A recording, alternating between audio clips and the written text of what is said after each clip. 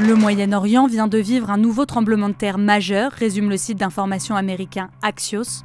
Dimanche 8 décembre, des rebelles islamistes se sont emparés de Damas, la capitale de la Syrie, mettant fin à 5 décennies de règne de la famille Assad, qui a fui en Russie, rapportent les agences de presse officielles russes.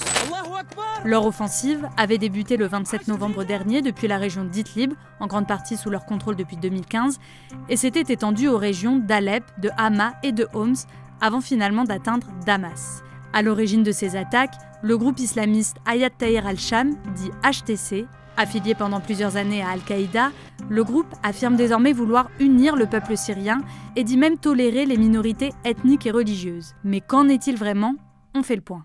L'organisation Hayat Tahrir al-Sham voit le jour début 2012 sous le nom de Front al-Nosra. Selon le New York Times, il est alors composé de djihadistes de l'État islamique d'Irak, ancêtre de l'État islamique, pour créer une branche syrienne du groupe et instaurer un califat islamique local dans le pays. Les deux entités se brouillent en 2013 et le Front al-Nosra prêtera finalement allégeance à Al-Qaïda.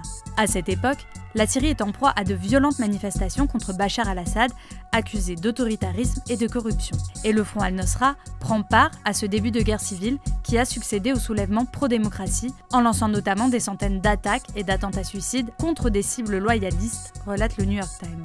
Très vite, le groupe extrémiste devient l'une des factions rebelles les plus importantes et les plus influentes du pays, parvenant, en 2015, à prendre le contrôle de la province d'Idlib, au nord de la Syrie.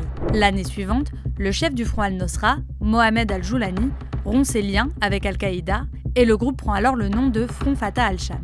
Le New York Times note plusieurs raisons à cette rupture. D'abord des différences politiques.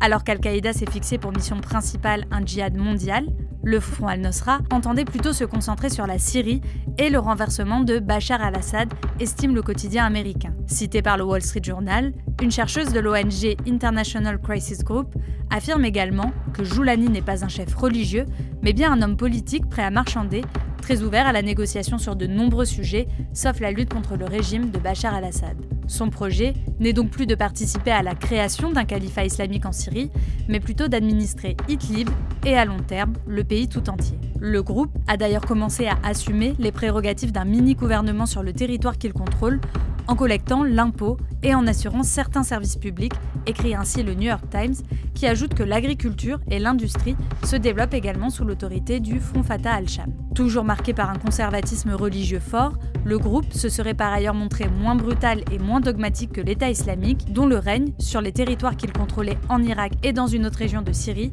avait été sanglant. L'autre cause du divorce entre Al-Qaïda et le Front al-Nosra tient aux alliances que mène ce dernier avec d'autres rebelles du pays. En 2017, c'est justement son regroupement avec d'autres factions rebelles syriennes qui va le conduire à changer de nom pour devenir Hayat Tahrir al-Sham. Ensemble, ils vont consolider la gouvernance d'Idlib, allant même jusqu'à créer un gouvernement de salut national qui administre et gère les affaires de la province. Ce dernier est par exemple en charge de délivrer des cartes d'identité aux résidents de la région, rapporte un communiqué des Nations Unies. Des changements que certains médias et spécialistes de la Syrie soupçonnent d'être une pure stratégie de communication. Il est difficile de dire dans quelle mesure la transformation de Joulani est sincère ou si ses appels à la modération ne sont pas un pur calcul destiné à endormir les Syriens et les Occidentaux de façon à être libre de ses mouvements dans sa lutte contre le régime d'Assad, écrit le Wall Street Journal. Mais dans la province d'Idlib, le groupe, composé aujourd'hui d'au moins 20 000 combattants, cultive un discours religieux extrémiste et gouverne la vie des gens dans un mélange de répression sanglante et de manipulation rappelant les régimes dictatoriaux, explique le site syrien d'opposition Al-Jumhuriyya. Depuis 2017 et la première administration Trump, Joulani cherche à ce que son mouvement ne soit plus labellisé comme terroriste par les États-Unis et d'autres pays occidentaux, relève enfin le Wall Street Journal, une condition sine qua non pour espérer accéder légitimement au pouvoir à Damas.